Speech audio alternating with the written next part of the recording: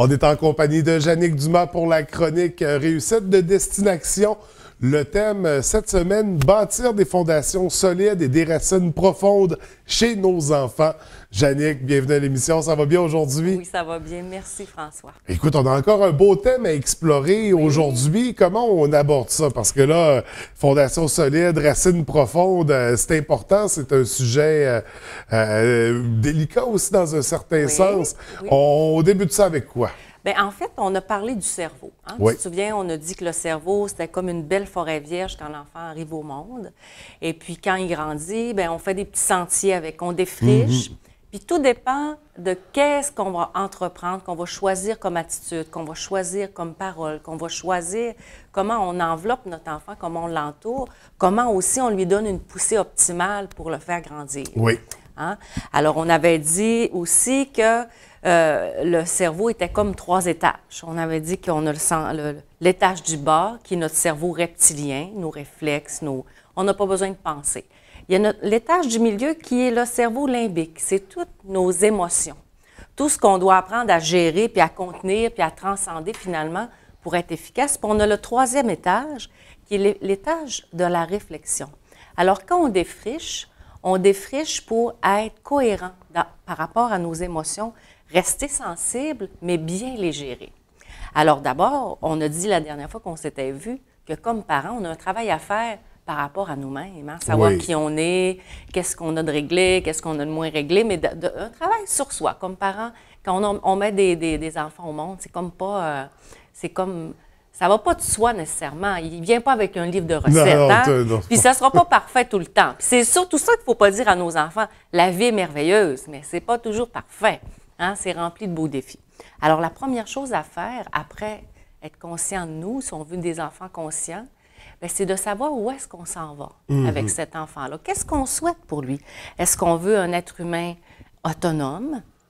Est-ce qu'on veut un être humain qui a un bonheur profond, qui soit heureux finalement? Hein? On veut que nos enfants soient heureux, qu'ils sourient, qu'ils soient de bonne humeur. Qu'est-ce qu'on veut? Puis là, ce que je trouve intéressant, c'est pas qu'est-ce qu'on veut qu'ils deviennent. Ah, moi, je veux qu'ils soient joueurs de hockey, puis je pousse. C'est quel genre de personne je veux qu'ils deviennent, finalement. Exactement. Puis là, c'est pas qu'est-ce que moi, je veux pour lui.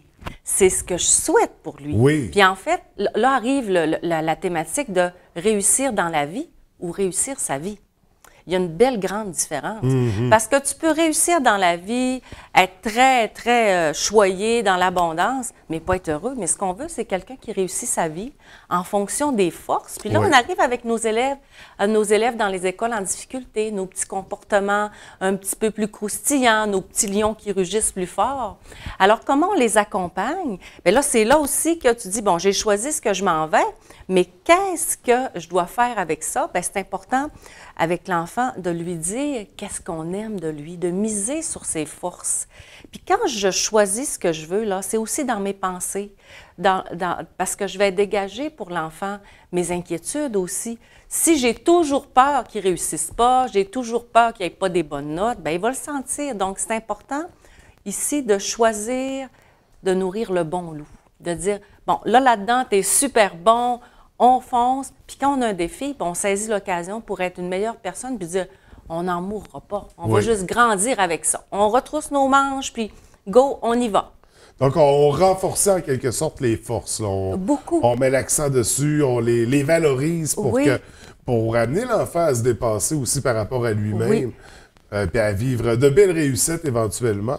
Parce que l'erreur qu'on peut commettre, là, c'est comme si on se mettait à travailler une difficulté qu'on a. Oui. Mais qu'on travaillait toujours la même difficulté.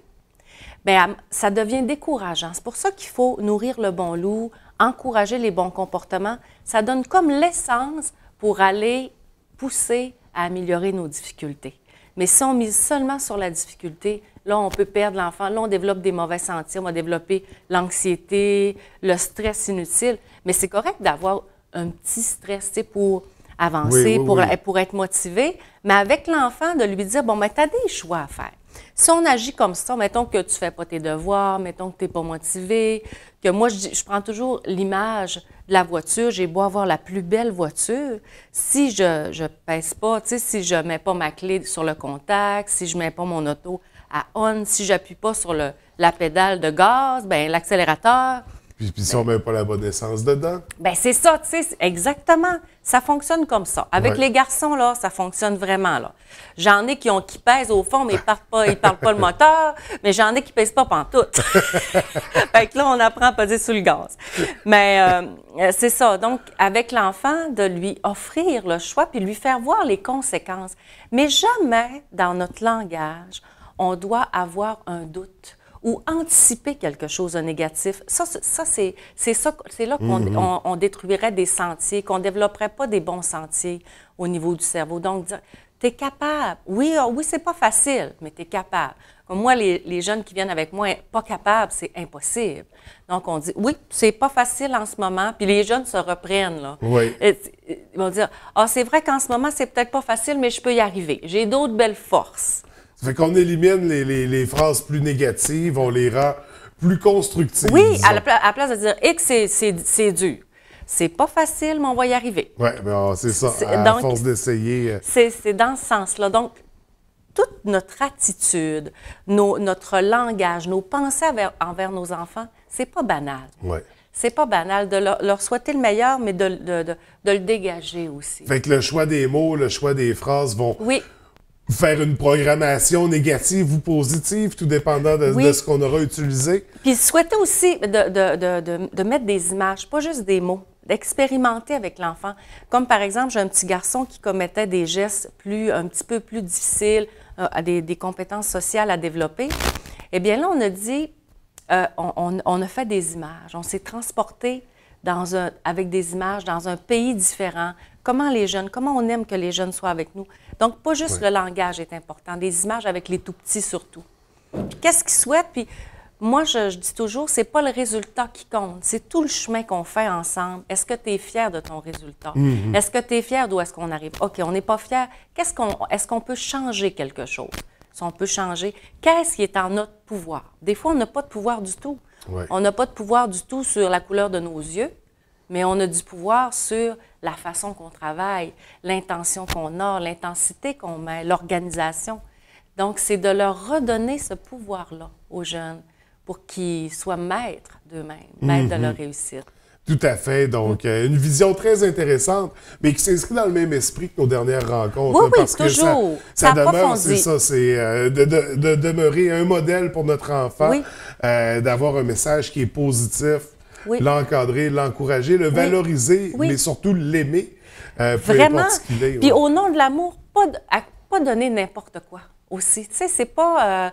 Il y a des contextes qui peuvent être différents, mais tout faire pour l'enfant, c'est pas nécessairement l'aimer, c'est pas lui faire confiance. Mm-hmm. Tu sais, c'est au nom de l'amour, on en met trop. Ça pourrait être un autre sujet qu'on pourrait parler parce que, tu sais, un enfant, c'est capable d'avoir des petites responsabilités. Pas du jour au lendemain, je veux que mon enfant soit autonome, puis du jour au lendemain, on le jette en bas du nid. Non, on travaille, on se donne des étapes. C'est là où, comme parent, il faut savoir qu'est-ce que je souhaite pour mon enfant.